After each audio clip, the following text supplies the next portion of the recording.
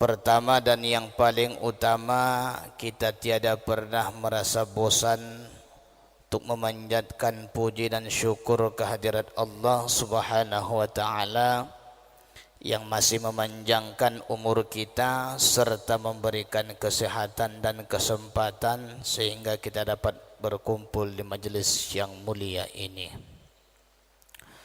Salawat dan salam senantiasa kita aturkan kepada junjungan alam Rasulullah Muhammad sallallahu alaihi wasallam dengan mengucapkan sepotong doa penenang jiwa yang berlafazkan Allahumma salli ala sayyidina Muhammad wa ala ali sayyidina Muhammad. Mudah-mudahan kita termasuk dari golongan umat beliau yang mendapat syafaatnya baik di dunia maupun di akhirat. Amin ya rabbal alamin.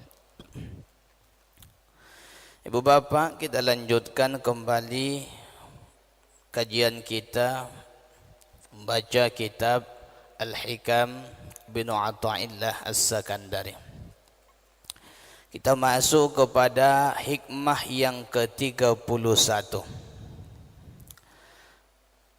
Al-Hikmatul Hadi Was-Salasun. Qala al-Imam Ahmad ibn Athaillah As-Sakandari, ihtadar rahiluna ilaihi bi anwarit tawajjuhi wal wasiluna lahum bi anwaril muwajjihati fal awwaluna lil anwari wa haula'il anwari lahum li'annahum lillahi la syai'a dunahu kulillah thumma zarhum fi khawdihim yal'abun. Hikmah yang ke-31 berkata Imam Ahmad ibnu Athaillah As-Sakandari rahimahullahu ta'ala,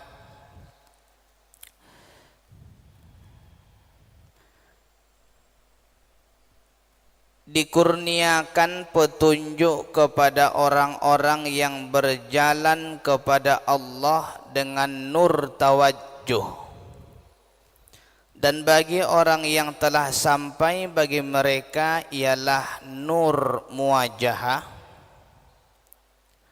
Maka yang pertama itu untuk nur, sedangkan mereka yang telah sampai nur itu buat mereka lantaran mereka karena Allah, bukan karena sesuatu.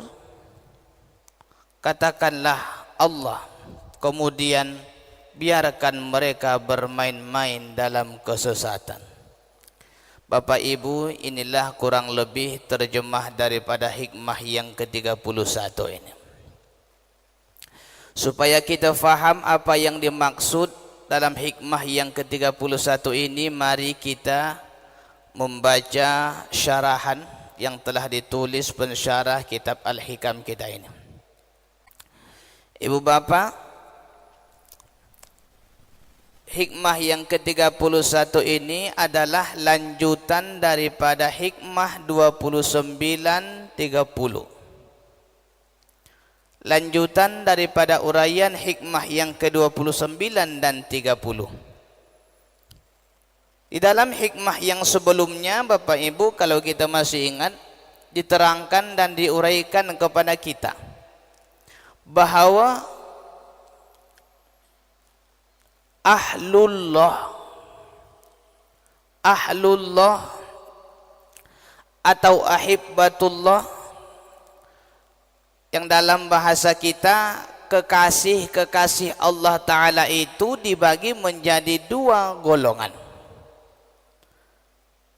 Kekasih Allah Ta'ala, makna kekasih di sini orang yang paling dicintai oleh Allah Ta'ala di antara seluruh manusia, di antara seluruh hamba-hambanya.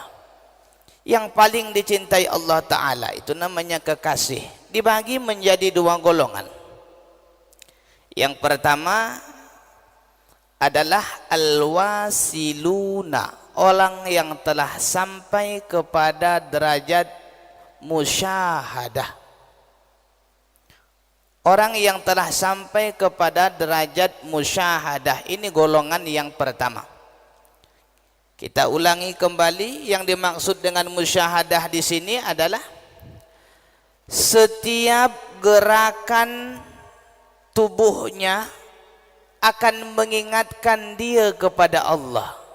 Bahkan setiap kedipan matanya akan mengingatkan dia kepada Allah. Apapun yang dia kerjakan, apapun gerakan yang dia lakukan, senantiasa mengingatkan dia kepada Allah. Ini yang disebut dengan musyahadah, dapat menyaksikan. Kita tuan-tuan kadang-kadang lagi solat kita ingat Allah, lagi kerja kita dah lupa Allah. Nah, yang dimaksud dengan musyahadah adalah orang yang kapanpun, dimanapun, apapun pekerjaannya selalu mengingat Allah 24 jam non-stop. Tidur, iya. Coba kita tengok Nabi. Nabi pun tidur. Tapi bedanya Nabi dengan kita, kalau Nabi tidur matanya itu terpejam tapi hatinya tetap terjaga. Kalau kita dah tidur, semata-mata tidur lah, dah tak ada lagi yang diingat. Golongan yang kedua itu, yang termasuk daripada kekasih Allah Ta'ala, setelah al-muwasilun, orang yang telah sampai kepada derajat musyahadah adalah salik atau sair atau murid. Orang yang tengah berjalan atau orang yang tengah di dalam perjalanan menuju derajat musyahadah, namanya salik atau murid atau sair. Jadi murid itu berasal daripada bahasa Arab. Murid artinya adalah, di dalam kajian ilmu tasawuf, murid artinya adalah orang yang berkehendak ingin sampai kepada derajat musyahadah atau derajat yang pertama tadi, namanya murid. Nah, tuan-tuan yang dimuliakan oleh Allah Subhanahu wa taala, perbedaan di antara orang yang telah sampai kepada makom musyahadah dan orang yang masih di tengah perjalanan ini jauh sekali perbedaannya. Contoh, ada orang yang dah sampai Karimun dari Pekanbaru, dari Dumai, kita dah sampai Karimun, orang masih di tengah jalan, masih jauh lagi itu. Nah, salah satu di antara perbedaan orang yang telah sampai kepada derajat musyahadah dengan orang yang masih di tengah jalan, di antaranya orang yang telah sampai kepada derajat musyahadah ini ilmunya luas, tuan-tuan.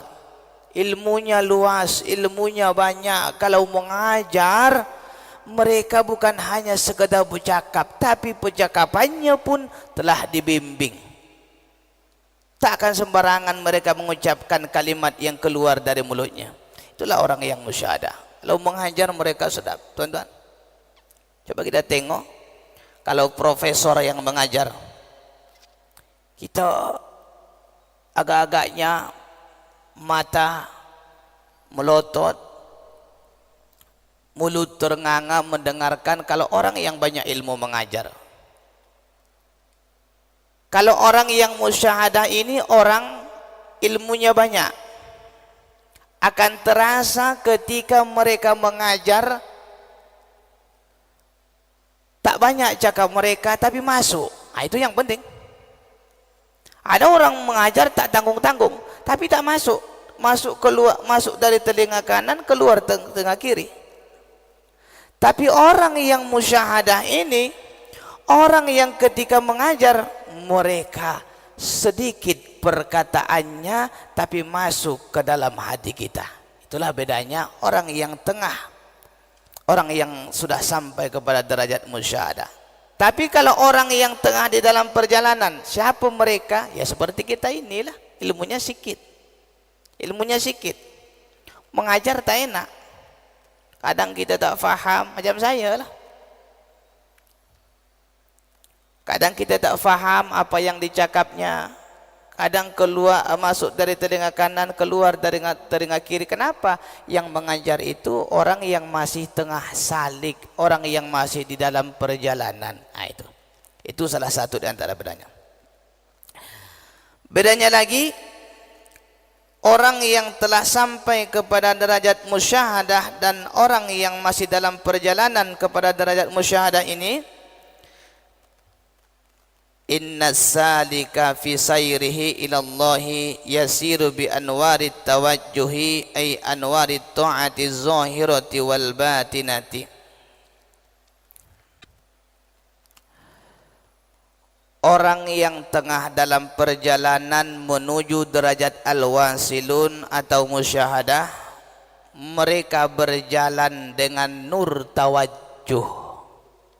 Apa itu Ustaz nur tawajjuh? Nur tawajjuh ini anwarut ta'ati zahirati wal batinati. Nur ta'at zahir dan nur ta'at yang batin. Tuan-tuan yang dimuliakan oleh Allah Subhanahu wa taala. Maksudnya begini.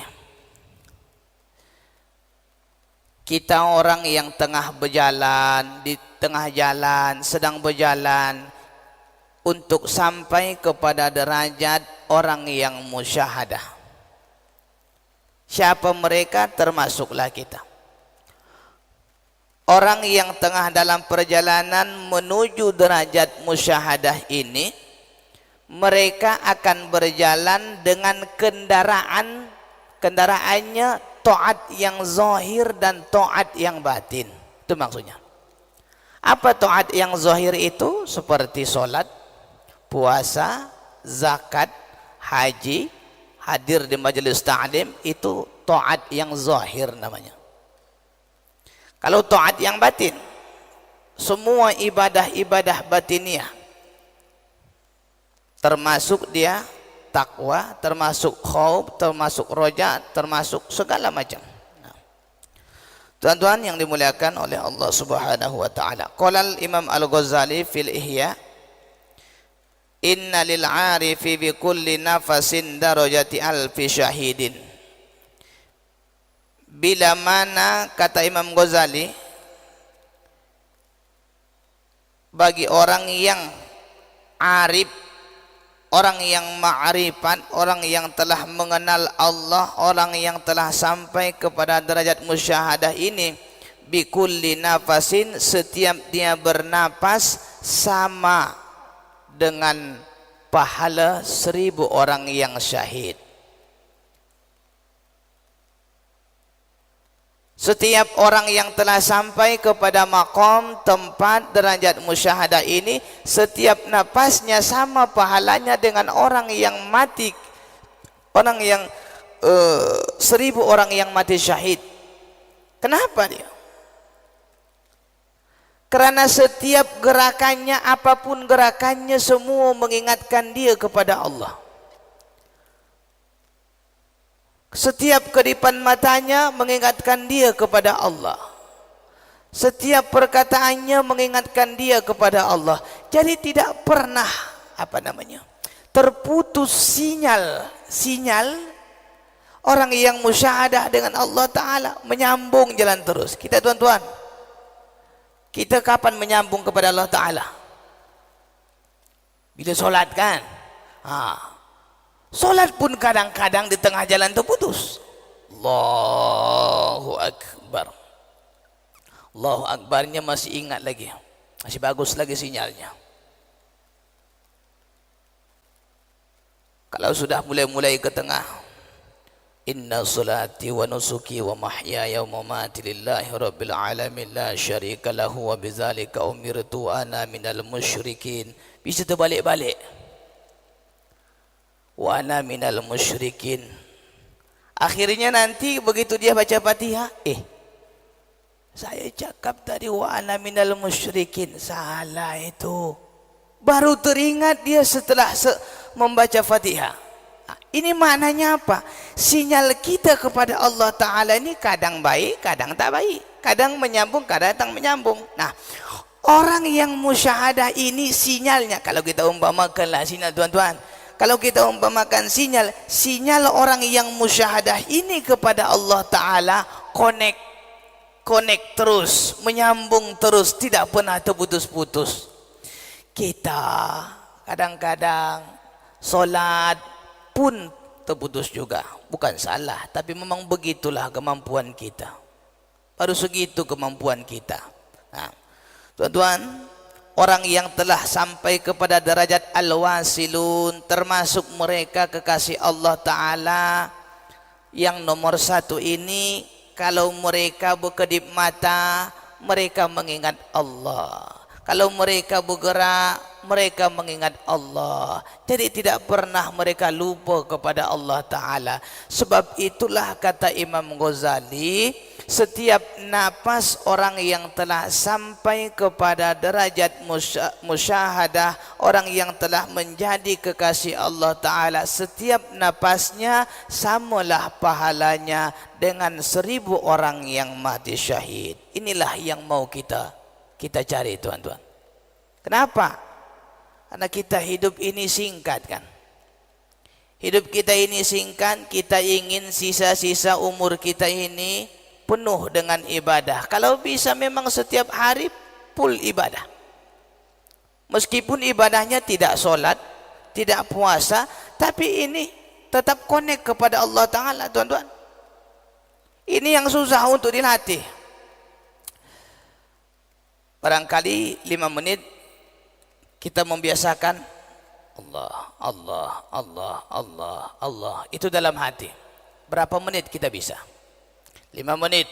Begitu sampai nanti di luar, hidupkan motor, dah lagi tak ingat itu, ingat yang lain. Nah, supaya bisa kita sampai kepada derajat musyahadah ini, 24 jam connect, jalan terus, terhubung jalan terus kepada Allah Ta'ala, senantiasa mengingat Allah Ta'ala.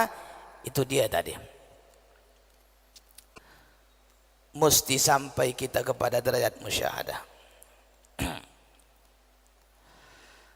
Bu Bapak yang dimuliakan oleh Allah Subhanahu wa Ta'ala,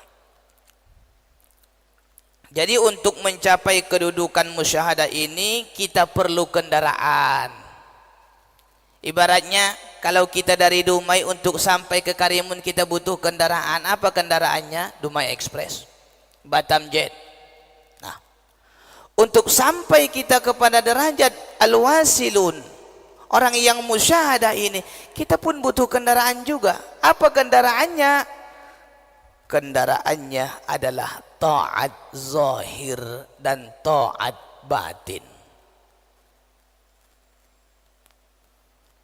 At-ta'atu zahiratu la tajiddu sayra ilallahi illa biiqtiranil batinatil asyarati. Ibadah taat yang zahir seperti solat, puasa, zakat, sedekah, baca Al-Quran ini tidak akan dapat mempercepat jalannya kita kepada Allah Ta'ala kecuali dengan menyertakan taat yang batin, yang jumlahnya ada 10. Maksudnya, tuan-tuan, apabila kita mengerjakan satu ibadah yang zahir, maka butuh 10 ibadah yang batin. Satu kita kerjakan ibadah yang zahir, butuh 10 ibadah yang batin. Apapun ibadah yang zahir tadi, apa saja? Salat termasuk, puasa termasuk, zakat termasuk, haji termasuk, baca Al-Quran termasuk, bersedekah termasuk. Apapun ibadah yang zahir ini, apapun amal taat yang zahir ini, membutuhkan 10 macam ibadah batin. Ini yang penting. Apa yang 10 itu? Faham tak kira-kira maksudnya, tuan-tuan? Ibadah yang zahir yang kita kerjakan itu mesti ada dia kaitannya dengan batin, mesti ada kaitannya dengan hati. Satu, kita kerjakan ibadah yang zahir, contohnya solat. Dalam mengerjakan solat kita mesti butuh 10 macam ibadah batin. Yang pertama, al-iman. Mesti didasari dengan iman. Seberapa banyak pun ibadah seseorang, ada orang beribadah, apa ibadahnya? Dia suka menolong. Nolong apa? Nolong orang, tak tengok siapa orangnya, yang sama agamanya dengan dia atau tak sama agamanya dengan dia, dia tolong. Bapak Ibu, ada saya lihat di Karimun ini sekelompok daripada orang-orang Cina, mereka berbaju putih, suka menolong orang yang tidak ada duit ketika tengah berobat di rumah sakit. Kebetulan dulu ada orang TMK, orang miskin memang bapak dia, tak ada apa-apa, meninggal istrinya di rumah sakit. Bapak ini pun pincang, tak bisa buat apa-apa. Datang orang Cina, dia bantu biaya rumah sakit, biaya mobil jenazah, sampai di jenazah ini dikebumikan di tempat pemakaman umum di Bukit Centai. Orang ini ikut. Tapi apakah ibadah mereka, apakah tolongan mereka akan diberikan pahala oleh Allah Ta'ala? Tak. Kenapa? Karena mereka tak beriman. Satu. Orang munafik zaman dulu, zaman Nabi, orang munafik itu ikut solat, puasa, zakat, sedekah. Perang pun orang munafik ikut. Tapi karena mereka tidak ada iman dalam hati, itu kan orang munafik itu kalau berjumpa dengan orang sesama muslim, dia kata kami sama dengan kalian. Kalian Islam, kami pun Islam juga. Tak tengok kan kita sama solat di masjid, sama kita membayar zakat, sama kita bersedekah, kami orang Islam juga. Tapi kalau udah mereka berjumpa dengan orang yang kafir, mereka bilang apa? Innama nahnu mustahzi'un. Oh, kami tadi cuman sekedar mengejek orang Islam. Kami mengaku orang Islam, dah masuk Islam supaya mereka yakin, padahal mereka dibodoh-bodohi. Padahal kami tak Islam, kami sama dengan kalian. Itulah orang munafik. Orang munafik juga beribadah. Mereka sholat, mereka puasa, mereka zakat, mereka haji, mereka sedekah, mereka jihad. Tapi karena tidak ada iman dalam hatinya, ibadahnya tak dikasih pahala. Itu dia. Jadi mesti didasari dengan iman, tuan-tuan. Sebab itu kata Nabi, kata Allah Ta'ala, innal munafiqina fid darkil asfali minan nar. Orang-orang munafik diletakkan nantinya tempatnya di dalam neraka, di kerak neraka, di lapisan neraka paling dalam. Itu kerak neraka lah itu. Padahal mereka orang yang sholat, orang yang puasa, orang yang zakat, orang yang haji. Kenapa? Karena ibadahnya tidak didasari dengan iman. Bersyukurlah kita, tuan-tuan. Kita ni semua diberikan hidayah oleh Allah Ta'ala, dikaruniakan, dianugerahi oleh Allah Ta'ala iman, percaya kepada Allah Ta'ala. Jaga baik-baik itu. Jaga baik-baik itu. Jangan sampai hilang. Bisa hilang Ustaz? Oh bisa. Kapan hilangnya? Terakhir iman kita diuji itu ketika kita sakaratul maut. Itu ujian terakhir, dan memang itu perjuangan terakhir iblis dan syaitan. Bila kita tengok kitab-kitab tasawuf, kitab-kitab akhlak yang menceritakan ketika seorang hamba dalam keadaan sakaratul maut, apa yang kita temukan? Kita takut, Bapak Ibu. Apa yang kita takutkan? Yang kita takutkan iman kita ini copot dari hati kita. Kalau udah copot iman ini dari di hati kita, dari diri kita, finnar abada, di dalam neraka selamanya. Sebab itu iman ini kena dijaga, tuan-tuan. Bagaimana? Itu tadi gambarannya. Ketika orang telah sakaratul maut, kemudian itu perasaan orang yang tengah sakaratul maut itu lapar dan haus. Cuman dia tak bisa cakap lagi. Kalau sudah sampai ruh di kerongkongan, mana lagi bisa dia bercakap? Yang dia tengok itu di hadapannya bukan lagi kita. Haus, lapar, saking laparnya orang yang tengah sakaratul maut ini, seandainya dimasakkan beras yang ada di dunia ini semuanya, kemudian dah jadi nasi, tak akan kenyang rasanya perutnya karena laparnya. Itulah orang yang sakaratul maut. Seandainya lautan diberikan, dikasih minum kepada orang yang tengah sakaratul maut ini, tidak akan bisa untuk menghilangkan rasa hausnya. Begitulah orang yang tengah sakaratul maut. Di saat itu datanglah iblis, datanglah syaitan. Mereka datang dengan membawa cangkir yang ada air. Apa namanya? Manas-manasin orang ini lah. Dia tahu kalau orang yang sakaratul maut ini tengah lapar, tengah haus.